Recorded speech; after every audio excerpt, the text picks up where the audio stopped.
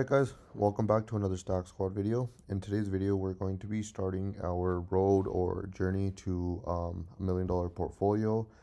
The goal is to be making about $55,000 a year in dividend income.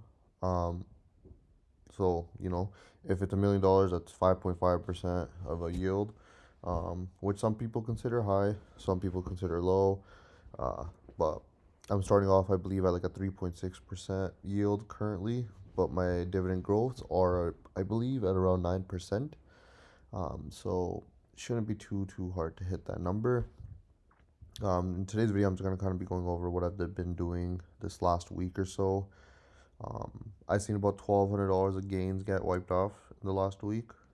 Especially the last couple of days have been pretty rough, as you can see from these three that you're looking at.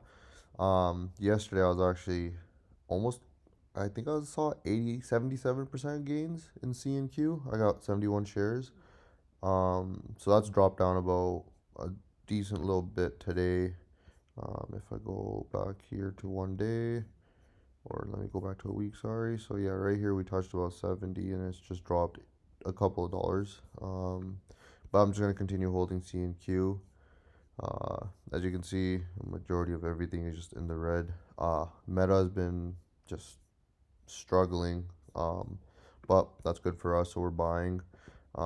Yes, some of these stocks aren't dividend payers, but I want to add a little bit of risk to my portfolio, get a little bit of extra growth. It's done me well in Google.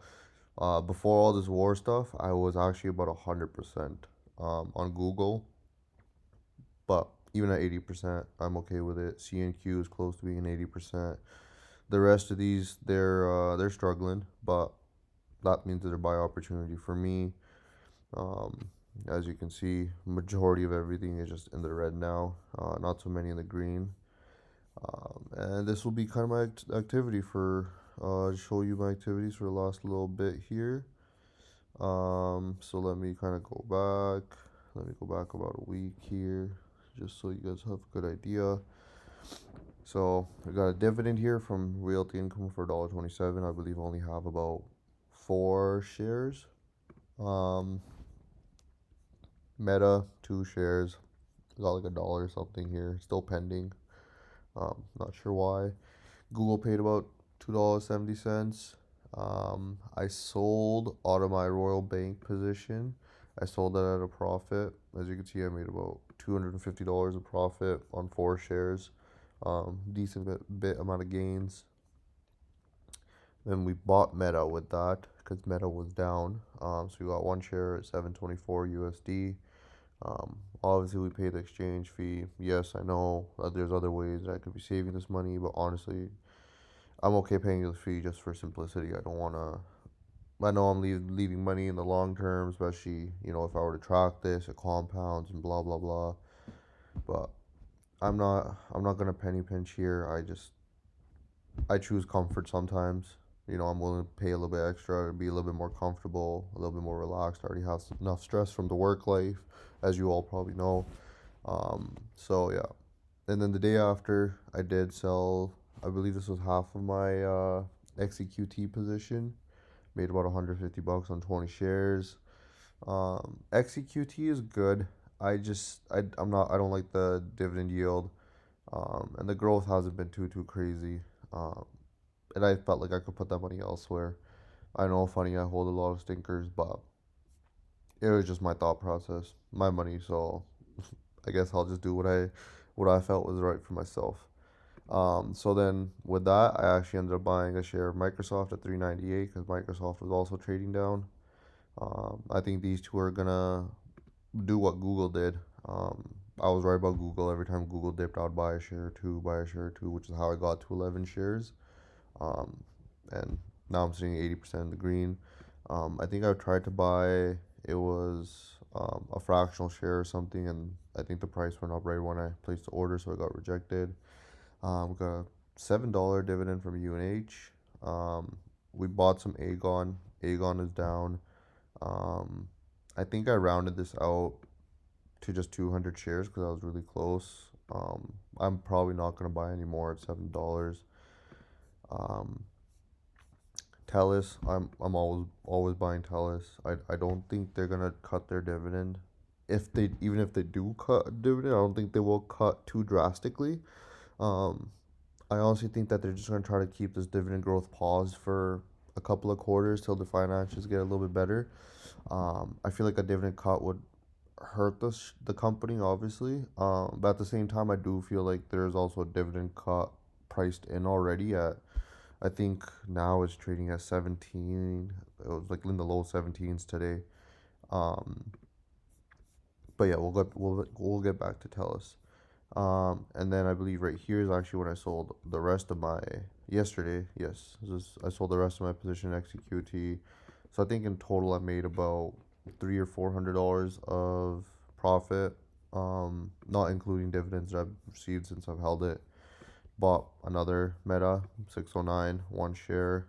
Um, and then today I transferred in $1,000 just because everything was getting hit. Like I was down bad. Meta, my position is down, I believe 5%. So bought another Meta, 595 USD. Obviously, it's almost $14 cheaper than what I just bought it yesterday. So why would I not buy more?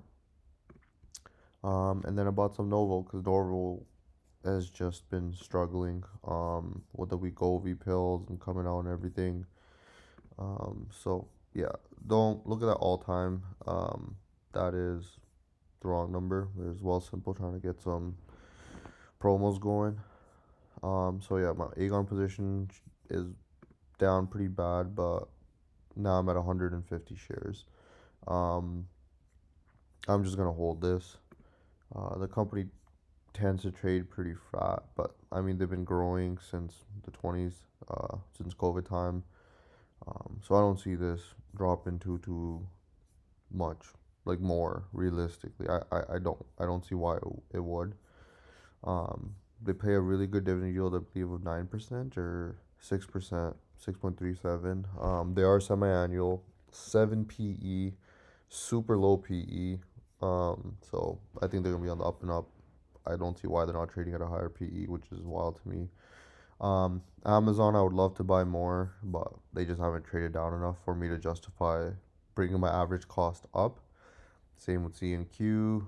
CNR, we're finally in the red. I think we were in the green here for a while.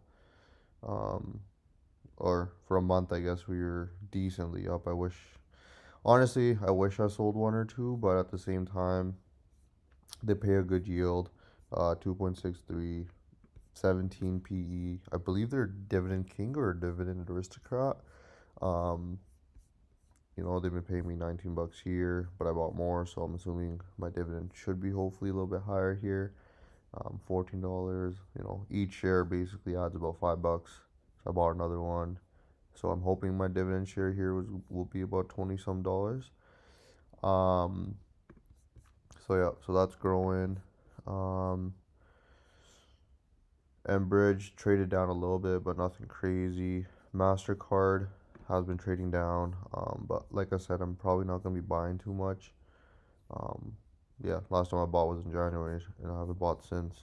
So yeah, maybe if everything else comes out in the green, I'll buy Mastercard. But I see more value in Meta and Microsoft than I do in Mastercard. To be completely honest, I actually kind of wish I didn't put any money into Mastercard or Visa, and I kind of wish I had that money right now to put into Meta, Microsoft. So yeah, I was sitting about 5%. I guess Meta's dropped even more now. Going into today, because I believe I bought around right here ish, probably around, yeah, right about here, and it's dipped a little bit more. Um, I'm gonna keep buying if it stays in the negative. I think Meta's gonna have similar growth to Google. They also have multiple streams, right? The Meta Ray Bans, those are going insane, especially like this whole streamer era that's happening. Everyone's buying them. Um, a family member just bought them. I know friends are trying to buy them. So I think Meta's gonna do good. Facebook has always been Facebook with e-commerce and whatnot. You have WhatsApp, so I think Meta's gonna have similar growth. I see them trading at like a 30 to 35, maybe even a 40 PE is what I realistically see Meta trading app going down. Microsoft too had a crazy, sell off. Just due to like the fear of, oh no, they're getting kind of outraced.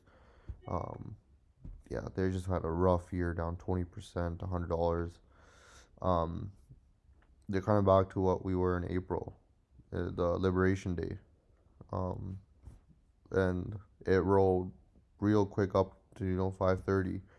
That's almost a $200 gain per share, which wouldn't be bad. Uh, I also see them, 35, 40 PE. The yield is obviously low, but this is not really a dividend play. This is more of just a quick growth play. Um, Novo, their yield is good, which is why I was buying into them, 4.66 now, especially with the price coming down, the PE being 10. Um, it's just Eli Lilly is being super competitive with them, and I guess because Novo's been so, um, their guidances have been come in so safe, and they're not really projecting real growth. People are just selling out of the company. Um, but I mean, as long as they keep paying a 4.66% yield, honestly, I'm just gonna keep buying because Novo's not really a growth play for me. It's a dividend play. Um, I believe here. Let me if I go to Snowball, which is what I also use to track. And we go to Novo ticker. Apologies. As you can tell, I'm not a super professional YouTuber just yet. I don't have everything ready. And we'll go to the dividends. So as you can see, it tracks back to 82. Obviously, these are kind of pointless. You'll see a big pop, and then obviously there was a big drop. Uh, but there was good growth in the early tens. There's little. They cut their dividend 12% in 2015, but then they bumped it right back up 93%. So it realistically, this curve kind of just kept going. Um, 2018, there was a little bit of a cut in 2019. They brought it back up 6% 2020, 13% 2021, right? And these last couple of years have a huge dividend growth. They have a 6-year streak currently, 5-year at 28% growth, 1 year at 47% growth. So for me, they're more so of a dividend play. Um, they are semi-annual rate, obviously, so that part of it sucks a little bit, but you can see the history here, from 25, 24, 23. They were paying 28 cents, 59 cents, 43, 92, 51, $1.14, 50 cents, $1.27.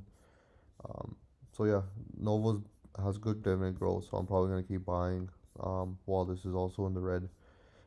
That's just kind of my ideology. What my I guess my motto is for this portfolio is anything in the red I'm gonna buy. Well, other than Open Door, this was a dumb play that I wanted to make. This is what dumb plays do, people. Rivian was just, uh, I love the company. They should honestly be doing better than Tesla. They're just a small company.